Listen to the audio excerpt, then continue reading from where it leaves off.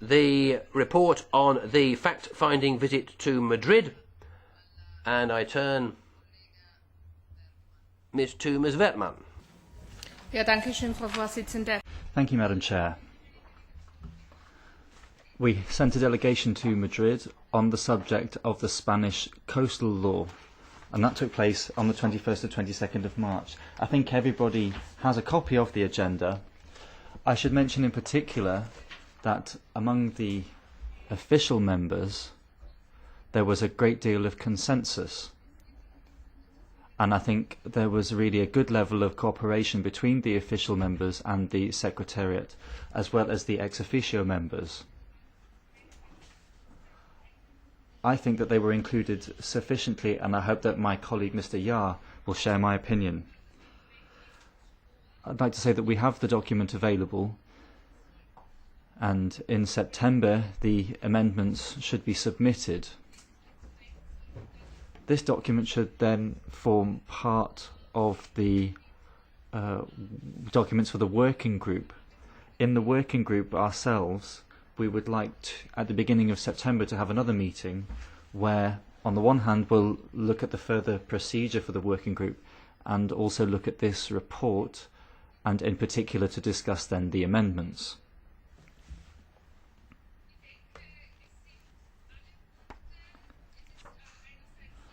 On the one hand, the developments of the different petitions have been well explained in the report. On the other hand, the meetings with the petitioners and the representatives of the government have also been well explained, including with General Director Saavedra. To the greatest possible extent, people have been quoted or have made statements, and I'd like to once again thank all of the members for the high level of cooperation. Thank you. That's it for now from my part. Thank you. The floor to Mr. First, the Commission. Mr. De Payne. Thank you, Madam Chair. At this stage, we don't have much to add to our previous. We took note of the report of the visit. We are also following closely the developments in the Spanish legal system and in the Spanish laws. As we said earlier, there are no specific competencies under EU law to intervene, but given the importance of the file and the number of persons concerned, we are of course following closely, and we will continue to do so and continue to follow the evolution of the legal framework in Spain. Thank you. Thank you. The floor even to Mr. Rizzo Martin for the Commission, for the MV. Thank you, Chairperson. No quisiera yo añadir nada a lo que ya. I don't have anything to say to what the Commission's just told us from an environmental standpoint. It's a complicated issue, and we are going to keep a very close eye on developments here. Thank you. Thank you, Mr. Yar.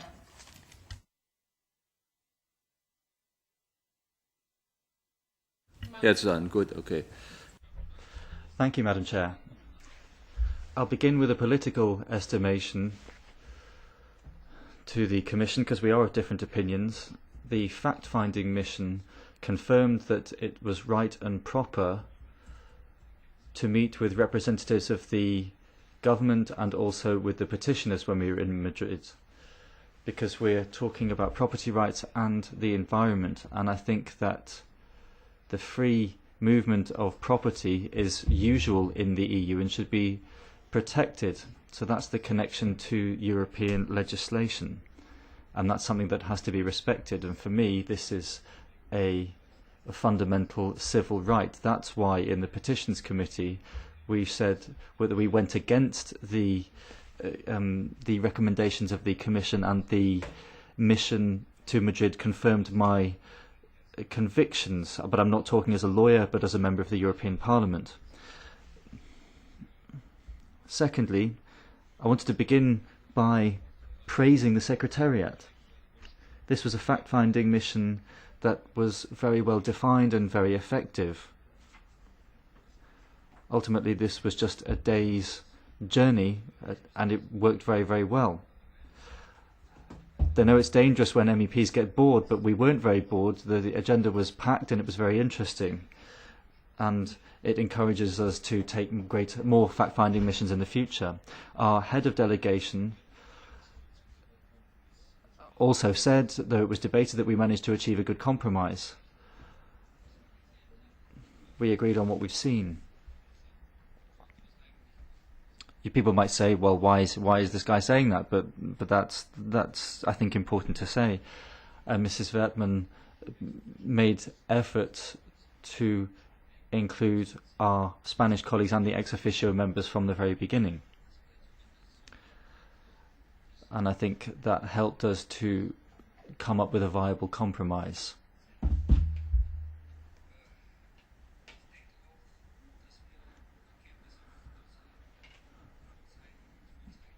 I also think that we can show some results. The third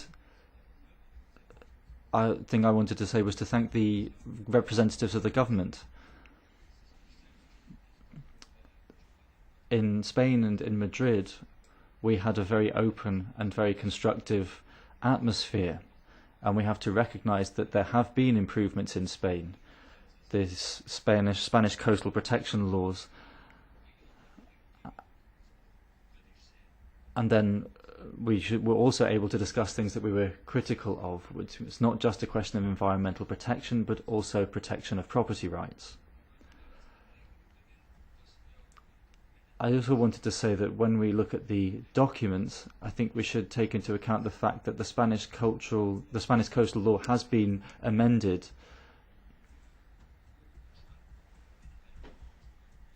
And the content of the new law should be reflected in our document and in our report. I don't think there's any problem with doing that. We can also discuss where in the document that would be best placed. The first conclusion that I would make on the problem of property rights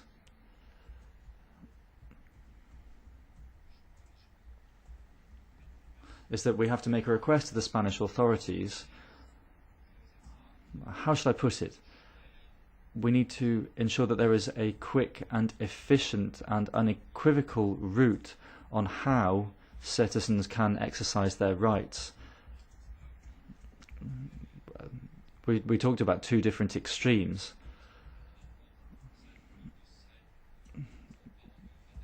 There might be a family that's had a farm since the times of Columbus, and for environmental reasons would have to give up that farm, but there might be a building that had been built on the coast that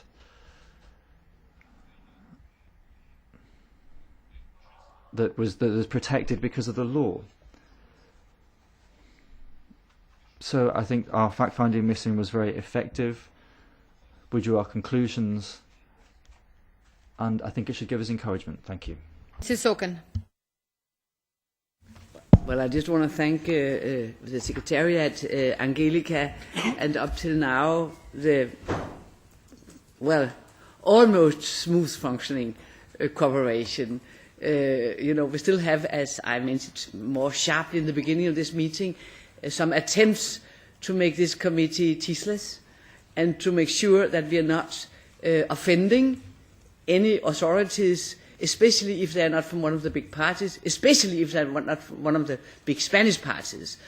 And of course that can be difficult, because when we are traveling in according to petitioners' claims that their rights are being violated, then it's difficult not to refer to what they are saying and what we see. Here I will just have a little remark to the Commission. This fight, what we are entitled to do, is an old fight with the Commission. When my report was passed in 2009 in the plenary, we had the Commission to insist that we could not go into this questions of violation of private property. But still the Parliament, with a big majority, confirmed that it was part of our work and concerns. And dealing with the coastal law, it's a little bit different. It's difficult, all of it, but it's a little bit different because the coastal law concerns a lot of directives. That's why I'm so surprised when the Commission here says it's not their concerns. It's 4 or 5 directives are part of this coastal law, and then we also have the private property issues here. And I think that, just to make a little final conclusion, as far as I can follow, the law has not been improved with the new law. It's still a very bad law. Well, the previous law wasn't so bad for environment, but it was never implemented from this perspective. That was a problem with the previous law. This law here has a very weak part on the environment and very confusing, let me put it like this, on especially private owners and private normal people's safety in their properties. It's still absolutely arbitrary what's happening to them, while the big business are more safe with the new law than they were before. Big difference. But now they have the new law more on their side as they had in the previous law. But the problem with the previous law was it wasn't implemented. So I hope we will get a good report for the petitioners so they can see we are doing our work properly. We have invested a lot of work in this coastal law issue. Thank you, Mr. Wieland. Mr. Martinez. Gracias, Presidenta. Thanks, Madam Chairman.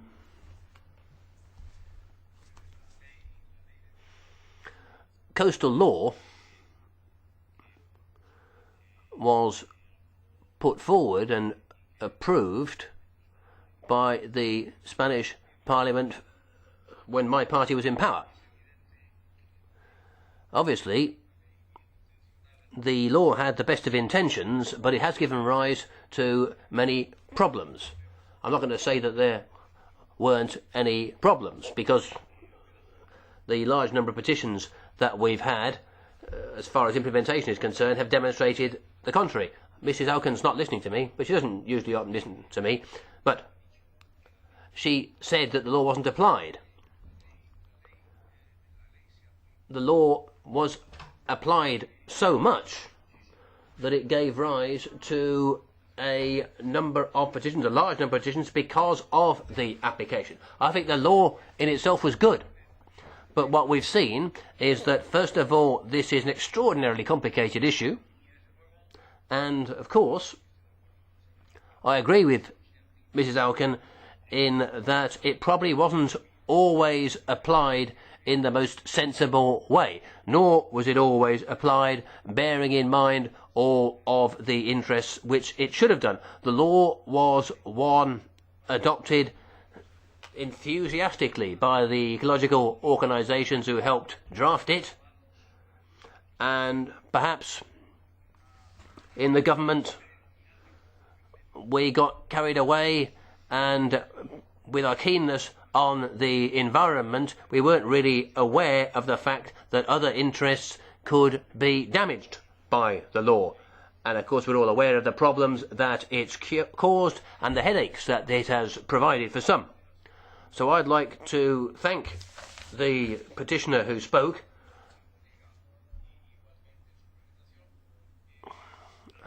and I think it's a pity that there's nobody from Spain, or particularly from the Popular Party from Spain, to respond to what we've heard.